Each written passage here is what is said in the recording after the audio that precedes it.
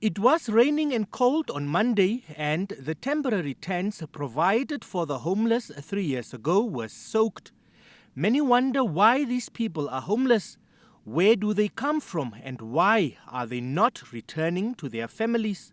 However, those who call this place home have different stories to tell, with some saying they are driven here by circumstances beyond their control. 26-year-old Kave is a mother of 4 who hails from the Kunene region. She grew up as a cattle herder and later arrived in Windhoek and became a street vendor. After realizing her business was struggling, Kave returned to her village, and upon her arrival there, she was married off to an elderly man. The young mother says she endured continuous sexual and physical abuse in her arranged marriage, which left her with no option but to leave her husband and flee back to the city. She is now homeless and shares this room with other young women. This tent is home to an unwell woman. The 32-year-old asked us to switch off our cameras before she could talk to us. She has no energy to leave her bed and is too weak to pull up the thin blanket to properly cover her body. She is on DP medication and has no recollection of when last she had a decent meal.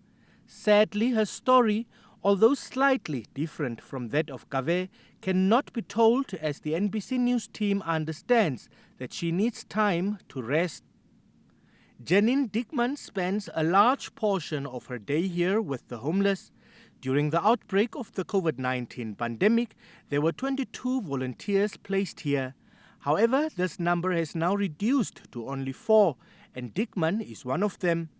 Dickman reached out to the NBC after the death of a 73-year-old homeless man on Sunday at the youth complex. An official report on Eric Maton's cause of death is not available, but Dickman informed NBC that he, like many other elderly residents at the homeless camp, suffered from several medical conditions, including high blood pressure. According to her, Maton was not a beneficiary of any of the government grants, as he did not have any national documents.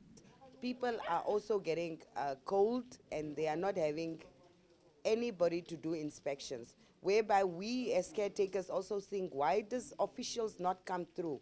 Once a week can a social worker come through, walk into tent to tent like we normally do? So we are not social workers, we just caretakers. Clearly we don't know the person's inside of the story, because they will not be open to us like they will be open with a social worker.